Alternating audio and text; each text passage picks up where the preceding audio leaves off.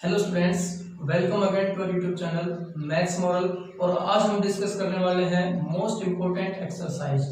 जो real number chapter हमने start कर रखा था उसकी 1.3 एक्सरसाइज है, जो कि एग्जाम के लिए बेहद ज़रूरी एक्सरसाइज है। इसमें से कई बार या मैं ये कहूँ कि हर बार एग्जाम में क्वेश्चन पूछे जाते हैं।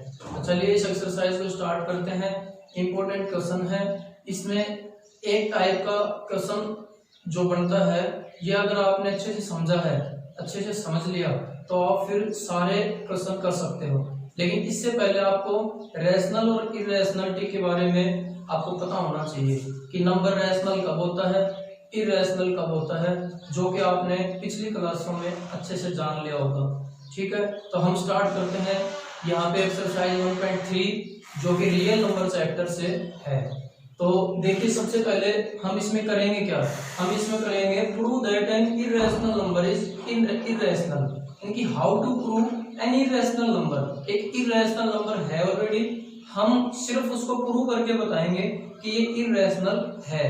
तो वो कैसे करेंगे, क्वेश्चन में देखते हैं। तो क्वेश्चन नंबर फर्स्ट एक्सरसाइज का कि prove that √5 is irrational. Question number first,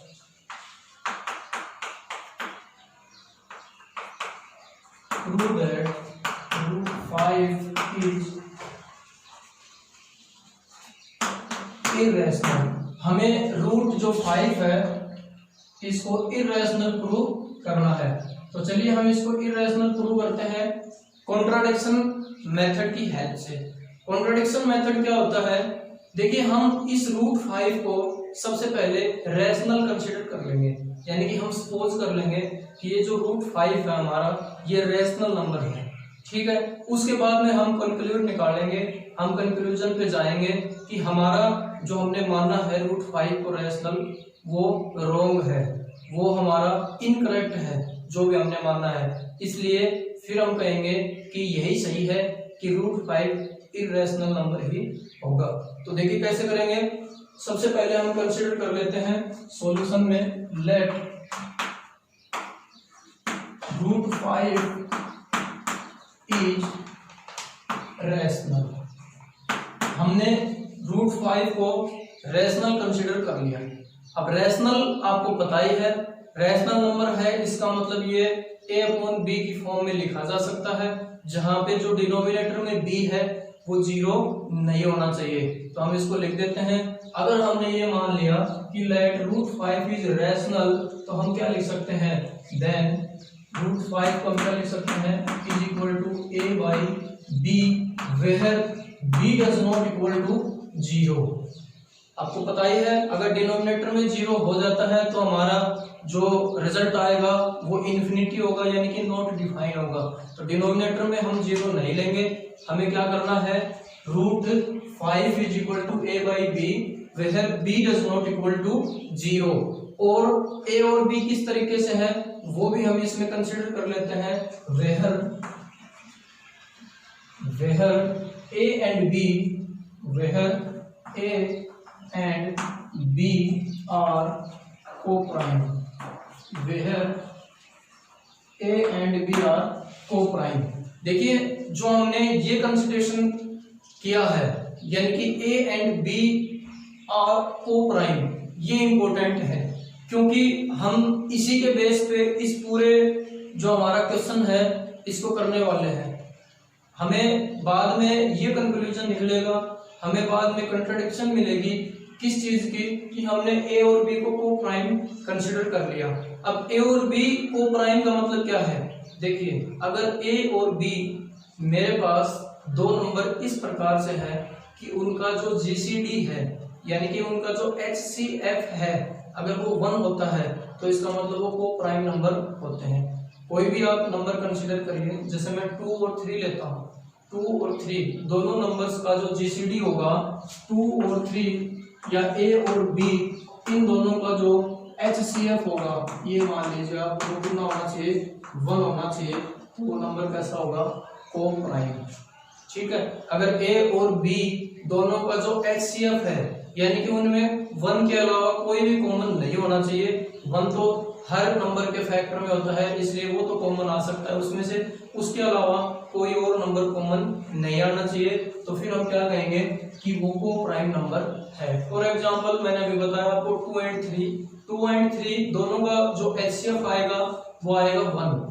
अब ये दोनों आपस में को प्राइम नंबर है, ठीक है। तो चलिए क्वेश्चन को आगे बढ़ाते हैं। क्या कंसीडर कर लिया हमने, let √5 is rational then √5 is equal to a by b where a and b are coprime. a और b को हमने कैसा मान लिया, को प्राइम मान लिया। तो यहाँ से देखिए b को इधर में क्रॉस मल्टीप्लाई करवा देता हूँ, तो √5b is equal to a, √5b is equal to a। अब मैं इसका रूट हटा दूंगा यहाँ से, स्क्वायर करके दोनों तरफ। तो क्या करते हैं, on squaring both the sides मैं दोनों तरफ स्क्वायर कर लेता हूँ। तो देखिए √5b whole square is equal to a square. अब हम √5 का स्क्वायर करते हैं तो मेरे पास कितना आ जाएगा, 5 आ जाएगा। कैसे आ जाएगा, देखिए अगर मैं √5 का स्क्वायर करता हूं तो इस रूट का मतलब क्या होता है, जो पावर होती है वो हाफ होती है, यानी कि 1/2। तो 5 रेज़ टू पावर 1/2 और कंप्लीट पावर है इसकी 2। अब पावर्स मल्टीप्लाई हो जाते हैं तो क्या करते हैं हम, 5 रेज़ टू पावर 1/2 इंटू 2 से 2 cancel, 5 raise to power 1 is equal to 5। यानी कि √5 का अगर हम स्क्वायर करेंगे तो कितना आ गया हमारे पास, 5। फिर b का स्क्वायर करेंगे, b square is equal to a square. और ये जो हमारी कंडीशन आई है, ये जो हमारी इक्वेशन बनी है, उसको मैं नाम दे देता हूं इक्वेशन फर्स्ट।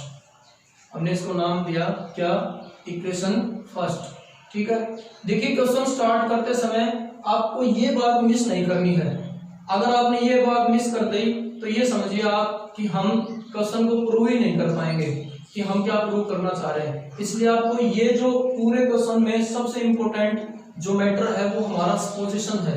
हमने क्या सपोज किया है, हमने क्या कंसिडर किया है, ठीक है। तो हमने कंसिडर क्या किया है, √5 है वो रैशनल है, ठीक है। और साथ ही साथ हमने कंसिडरेशन में ये भी कहा है कि a और b हमारे पास क्या है, को प्राइम। आपको पता ही है a और b इंटीजर होते हैं, ठीक है, जहां b does not equal to 0, यानी कि b 0 नहीं हो सकता और कोई भी इंटीजर हो सकते हैं a और b। लेकिन हमने यहाँ पे क्या कंसिडर किया है कि a और b क्या है, को प्राइम है। ये चीज आपको मिस नहीं करनी है। अगर आपने ये मिस कर दी तो आप ये समझिए कि हम सब समझ ही नहीं पाएंगे आखिर में कि हमें करना क्या था, हमने ये सब क्यों किया। तो आपको ये कंसिडरेशन में लाने के लिए इस चीज को ज्यादा ध्यान में रखने की जरूरत है, ठीक है। तो देखिए 5b square is equal to a square. अब 5b square is equal to a square, हमने इसको इक्वेशन फर्स्ट नाम दिया। यहां से देखो मैं क्या कर सकता हूं, 5 इधर मल्टीप्लाई में है, जब राइट साइड लेके जाऊंगा इक्वल के तो ये डिवाइड में आ जाएगा। तो कितना आ जाएगा, b square is equal to a square upon 5। अब यहां से देखिए आप, यहां से हमें क्या मिल रहा है कि जो 5 है वो a स्क्वायर को डिवाइड्स करता है। 5 किसको डिवाइड करता है, a स्क्वायर को। तो यहां लिख लेता हूं मैं 5 divides a square, 5 divides a square. आप देख पा रहे हैं यहाँ a स्क्वायर को 5 डिवाइड कर रहा है, तभी हमारे पास इधर कुछ रिजल्ट आ रहा है, ठीक है। अब यहाँ 5 a स्क्वायर को डिवाइड करता है तो देखिए 5 a को भी डिवाइड करेगा। कैसे करेगा, अगर मान लीजिए आप 25 को 5 डिवाइड करता है, दैट मीन्स 5 के स्क्वायर को 5 डिवाइड करता है, तो इसका मतलब क्या है, इसका मतलब दिस इंप्लाइज 5 को भी 5 डिवाइड करेगा। समझिए इस बात को, 5 के स्क्वायर को यानी कि इसको अगर 5 डिवाइड करता है, इसका मतलब क्या है कि 5 को भी 5 डिवाइड करता है। तो यहाँ से हम क्या लिख सकते हैं, देखो 5 divides a square, then 5 also divide a, यानी कि अगर 5 25 को डिवाइड करता है, यानी कि 5 के स्क्वायर को डिवाइड करता है, तो यहाँ 5 को भी डिवाइड करता है। तो यहाँ से हम लिख देते हैं this implies 5 also divides a, 5 also divides a, and this is important, so we give us equation second. तो देखिए इसको हम इक्वेशन सेकंड नाम दे देते हैं। यहां से हमने कह दिया कि ये 5 ऑल्सो डिवाइड्स ए है, ये इक्वेशन सेकंड है। ये बात हमें नोटिस में रखनी है क्योंकि ये आगे काम आने वाली है। अब देखिए यहां से अगर 5 ए को डिवाइड करता है तो इसका मतलब जब इसको डिवाइड करेगा तो हमारे पास कोई रिजल्ट तो आएगा, कोई ना कोई क्वोशेंट तो आएगा। तो हम देखो यहाँ से क्या लिख सकते हैं, जब हमारे पास 5 ए को डिवाइड करता है तो इसका मतलब क्या होगा, a अपॉन 5। जब 5 ए को डिवाइड करता है तो हमारे पास देखो इधर कोई ना कोई कांस्टेंट टर्म जरूर आएगी और उसको मैंने c नाम दे दिया। उसको मैंने क्या नाम दिया, c। यानी कि जब 5 ए को डिवाइड करता है तो मैंने मान लिया इज इक्वल टू क्या आएगा, c आएगा। ठीक है, अब यहाँ से मैं a की वैल्यू निकाल सकता हूँ आराम से। 5 इधर डिवाइड में है, उधर जाके मल्टीप्लाई हो जाएगा, तो आप भी कर सकते हैं। कर लीजिए क्या जाएगा, ये a इज इक्वल टू, ये 5 इधर मल्टीप्लाई होगा तो कितना आ जाएगा 5c। a is equal to 5c, a is equal to 5c।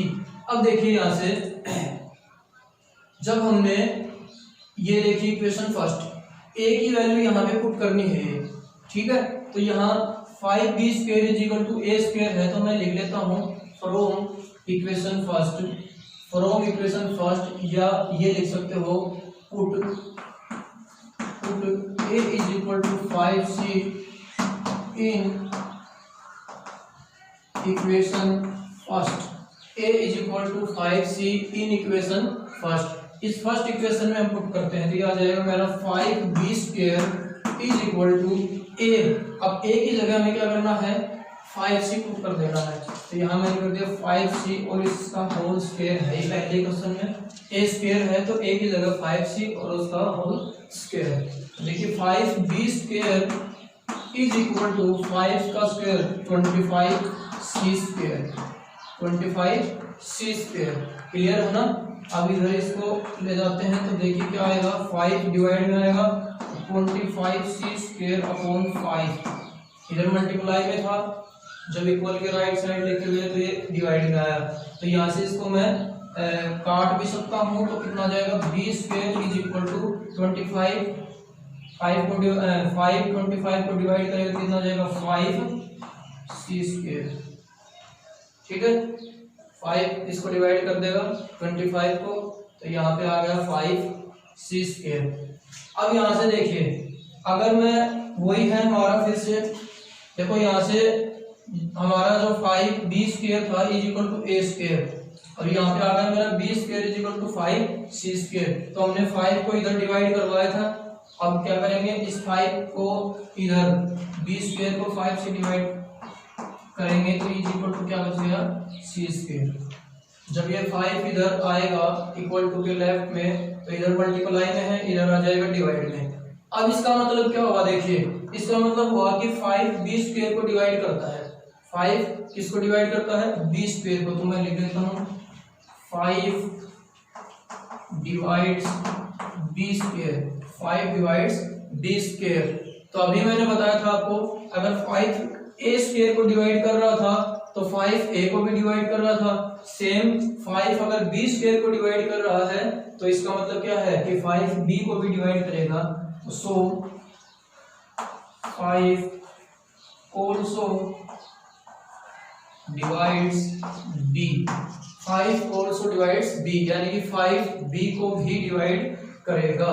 तो देखो यहाँ से हमें क्या मतलब समझ में आया, यहाँ से 5a को भी डिवाइड कर रहा है, 5b को भी डिवाइड कर रहा है।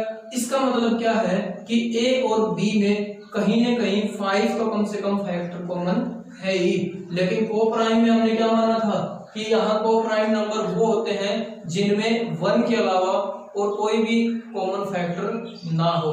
लेकिन हमारे रिजल्ट से हमें साफ साफ दिखाई दे रहा है कि 5a को भी डिवाइड कर रहा है, 5b को भी डिवाइड कर रहा है। दैट मीन्स 5 कम से कम कॉमन जरूर है। तो मैं इसको इक्वेशन थर्ड नाम दे देता हूँ, और फिर मैं क्या लिख सकता हूँ कि इक्वेशन सेकंड एंड थर्ड, यानी कि सेकंड और थर्ड के अंदर 5 कॉमन फैक्टर है।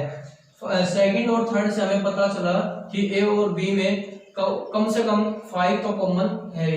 तो मैं लिख सकता हूं यहाँ, देखिए from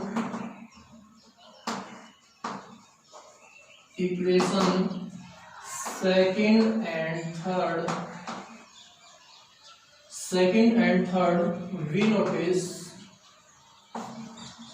we noticed that 5 is a common factor. 5 is a common factor. 5 is a common factor. कौन से नंबर्स में? A and B.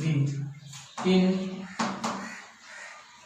Numbers A and B।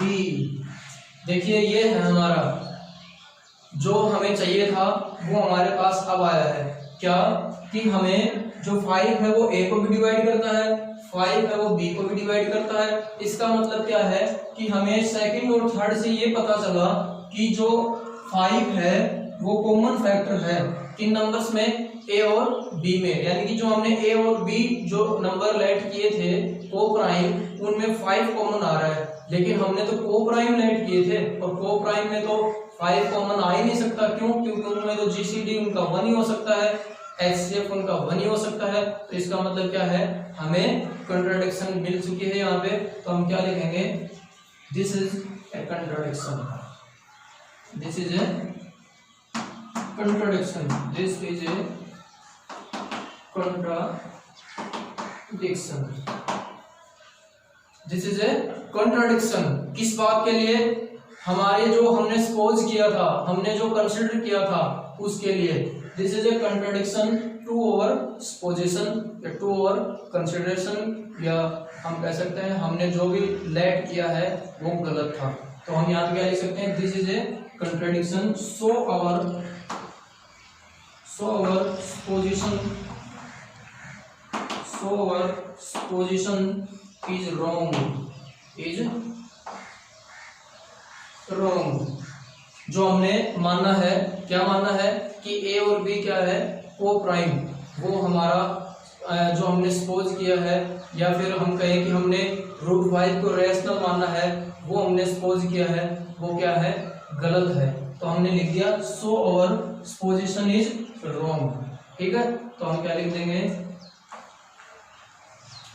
So our position is wrong and hence √5 is irrational, and hence √5 is irrational। देखिए ये हमारा जो question है वो complete हो गया है। एक बार इसको रिवाइज कर लो फिर से, ध्यान में रखने के लिए, समझने के लिए। समझ लिया है आपने ठीक से? एक बार फिर से हम इसको देख लेते हैं क्या कहना चाह रहा है। देखिए √5 एक इरेशनल नंबर प्रूव करना है हमें, तो हम सबसे पहले कंसीडर कर लेंगे कि √5 है वो रेशनल नंबर है, और साथ ही साथ हम A और B को प्राइम नंबर कंसीडर करके चलते हैं। उसके बाद में देखिए हमने जब इसको सोल्व किया तो हमें पता चला कि 5 जो है वो A को डिवाइड करता है, अगेन 5 है वो B को डिवाइड करता है, लेकिन हमने तो A और B को प्राइम कंसीडर किया था, और यहाँ ये कह रहा है कि 5 इनके फैक्टर में है। यानी कि अगर A में भी 5 है, A के फैक्टर में भी 5 है, B के फैक्टर में भी 5 है, इसका मतलब HCF में भी 5 आएगा। और मैंने अभी क्या बताया था कि को प्राइम नंबर्स का HCF 1 आता है, यानी कि दो नंबर को प्राइम तभी कह सकते हैं हम जब उन दोनों नंबर्स का HCF कितना आए? 1 आए। लेकिन ये तो हमें कंट्राडिक्शन मिल रहा है यहाँ पे, तो क्या कहेंगे? विच इज कंट्राडिक्शन, या कह सकते हैं कि this contradicts our assumption that A and B are coprime. आप यहाँ अपने हिसाब से लैंग्वेज में जिस हिसाब से आप समझते हैं वैसे यूज कर सकते हैं। देखिए यहाँ आप ये भी लिख सकते हैं, जैसे दिस इज ए कंट्राडिक्शन लिखा है, तो आप यहाँ भी ये भी लिख सकते हैं कि which contradicts our assumption that is A and B are coprime. यानी कि ये हमारे जो अजम्पशन था वहां हमें जो A और B को प्राइम माना था उस पे हमें कंट्राडिक्शन मिला है। सो हम क्या कंक्लूड करते हैं कि हमारा जो √5 है वो इरेशनल नंबर ही होगा। Prove that. क्वेश्चन नंबर 2 क्या कह रहे हैं, समझिए इसको। Prove 3 plus 2 root 5 is irrational.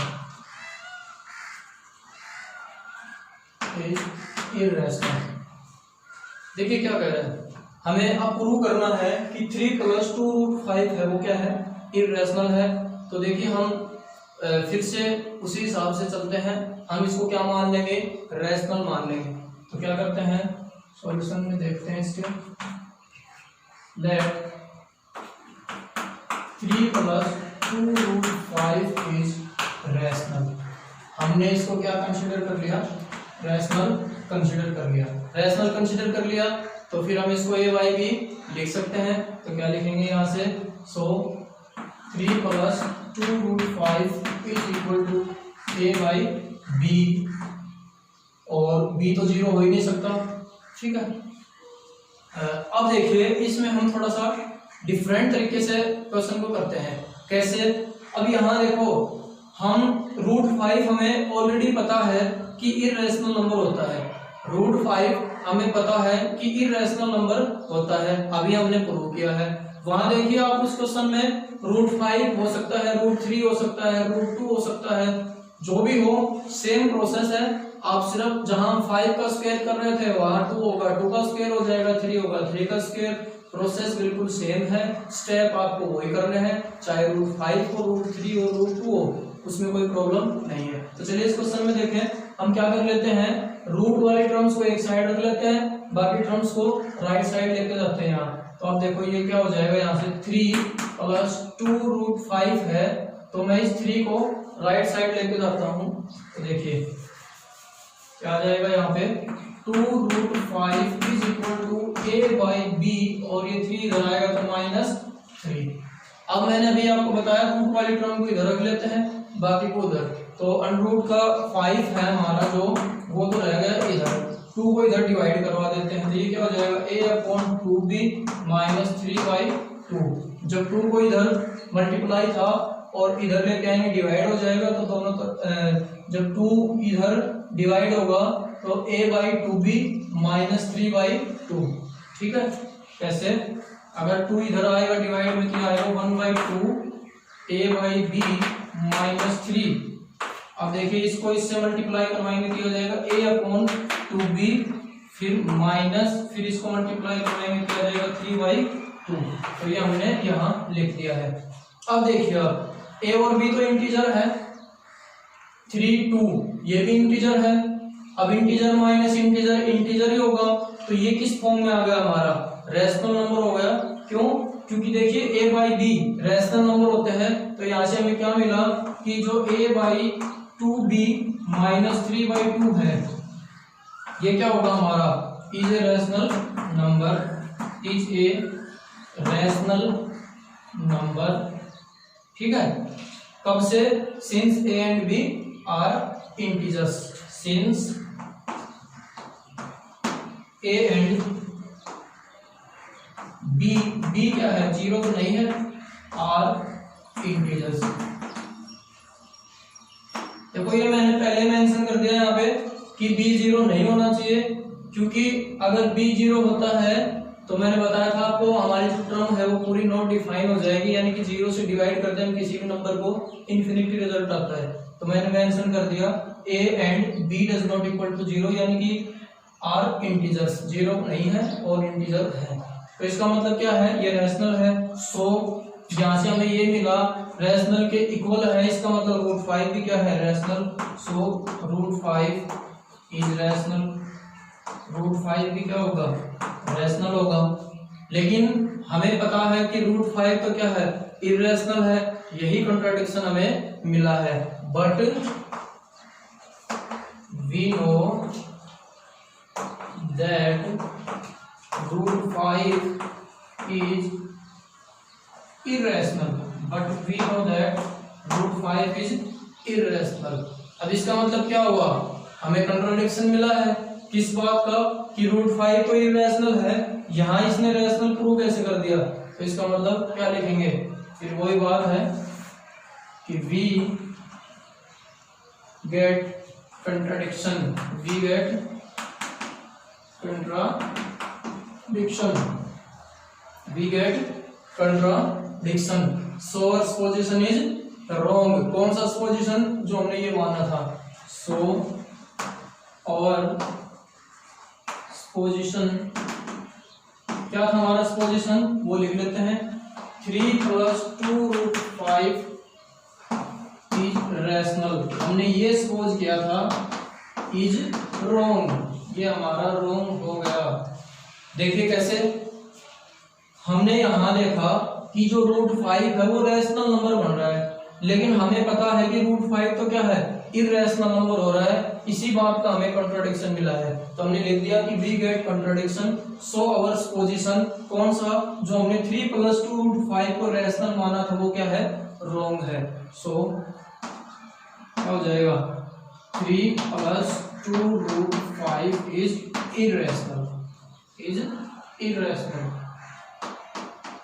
देखिए कितना आसान क्वेश्चन है. आपने पीछे वाला क्वेश्चन अच्छे से समझा है तो आपको ये और भी आसान लगा होगा. मुझे तो बहुत आसान लगा, क्योंकि मुझे पहले ही पता चल गया कि √√ के अंदर हमने जो लिखे हैं वो हमारे इररेशनल नंबर हैं. √5 इररेशनल नंबर है. अगर मुझसे कोई प्रूव करवाए तो मैं कर सकता हूं, क्योंकि मैंने पिछला क्वेश्चन आराम से समझा है. तो इसलिए आप पिछले क्वेश्चन को अगर अच्छे से समझ गए तो समझिए आप पूरी एक्सरसाइज समझ चुके हैं. तो देखिए हमने क्या किया है, √5 को इररेशनल हमें पता था, पहले प्रूव कर चुके हैं. तो यहाँ से हमें हेल्प मिली कि हमें इस बात का पता है कि √5 इररेशनल है.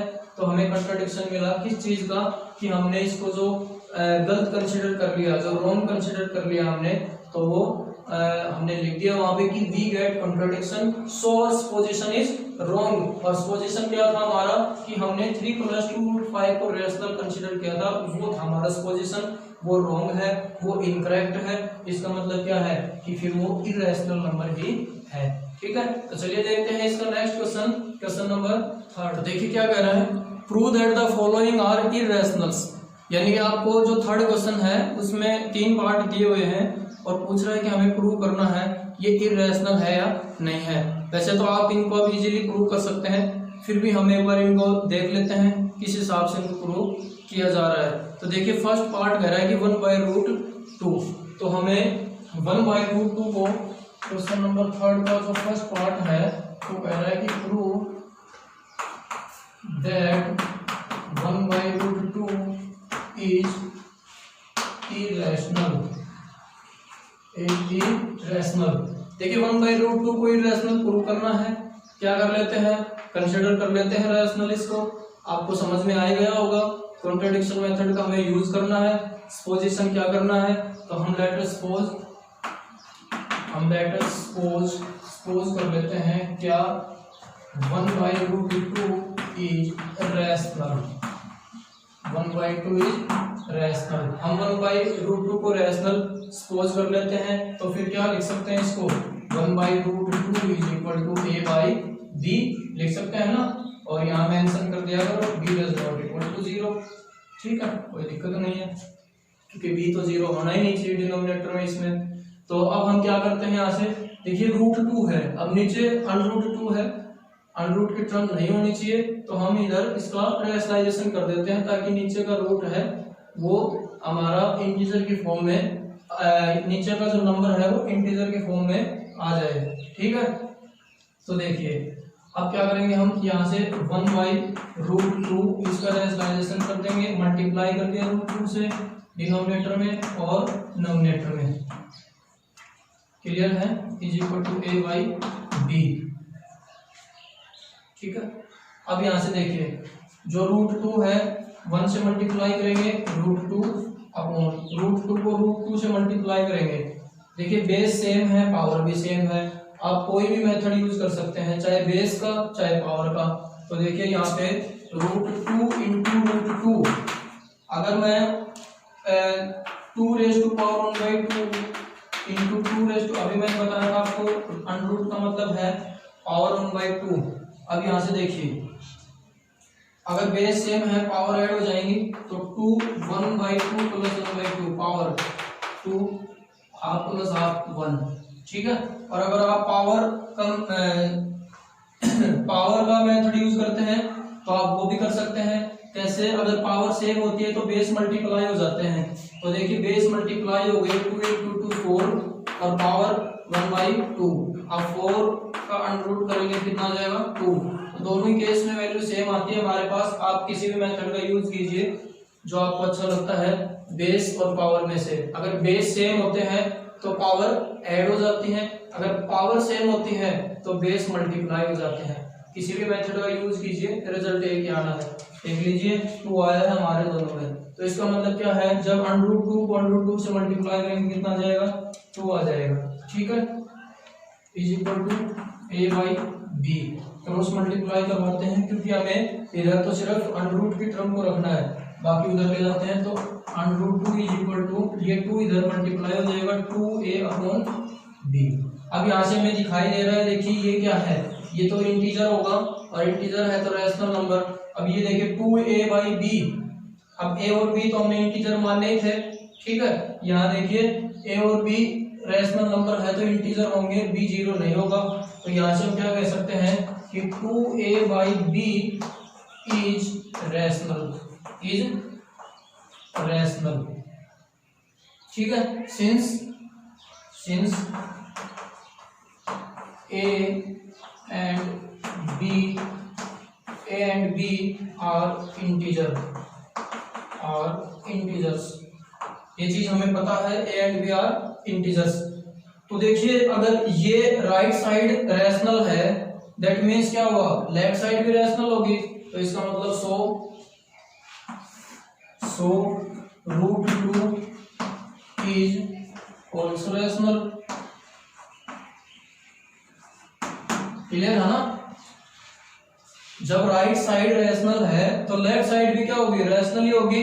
लेकिन अभी हमने पढ़ा कि जो अंडर में लिखे जाने वाले होते हैं वो तो इररेशनल होते हैं, चाहे वो √5 हो, चाहे √2 हो, चाहे √3 हो, चाहे वो √7 हो, जो भी अंडर में लिखे जाए।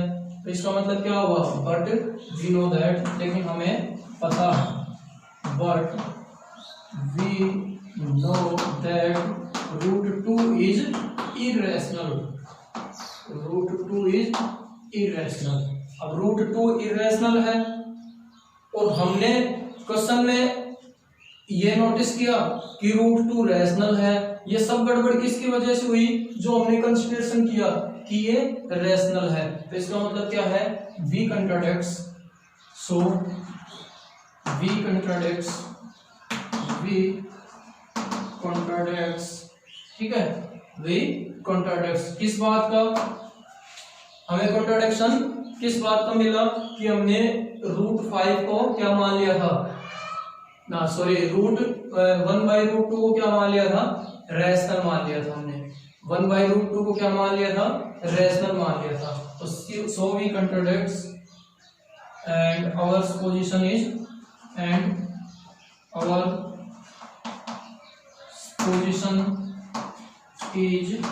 रॉन्ग।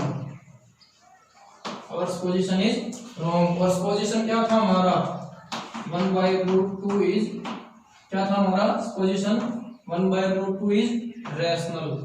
हमने ये मानकर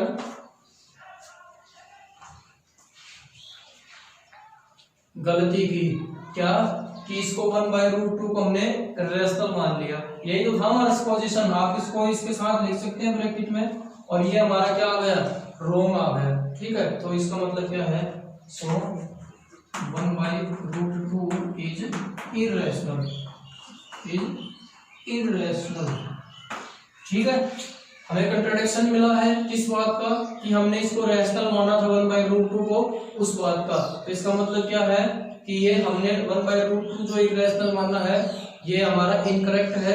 तो फिर करेक्ट क्या है, करेक्ट यही है कि 1/√2 क्या है, इररेशनल है। ठीक है, second part same first part के जैसा ही है, सिर्फ क्या करना है, हमें 7 को उधर डिवाइड करवाना है। √5 पहले ही हम इररेशनल प्रूव कर चुके हैं। सेम थर्ड पार्ट है जो हमने क्वेश्चन नंबर 2 किया है, एज इट इज है। आप आराम से इसको कर सकते हैं, मुझे नहीं लगता कि आपको इसमें कोई परेशानी होगी। और अगर फिर भी आपको इसमें कोई समस्या आती है तो आप मुझे जरूर कमेंट करके बताएं, मैं आपको अलग वीडियो बनाकर उसमें और भी आपके कुछ डाउट्स होंगे उनको क्लियर कर दूंगा। तो आप इनको करिए, प्रैक्टिस करिए, क्योंकि प्रैक्टिस के ऊपर ही ये क्वेश्चन अच्छे से समझ में आते हैं, अच्छे से क्लियर होते हैं। तो देखिए इसका फर्स्ट, सेकंड क्वेश्चन और थर्ड क्वेश्चन का मैंने फर्स्ट पार्ट करवा दिया है। सेकंड और थर्ड पार्ट ऐसे ही है सेम, और आप आराम से कर सकते हैं अगर आपको ये क्वेश्चन समझ में आए हैं तो। इंपॉर्टेंट एक्सरसाइज है, एग्जाम में बार बार यहाँ से क्वेश्चन पूछे जाते हैं। Thank you.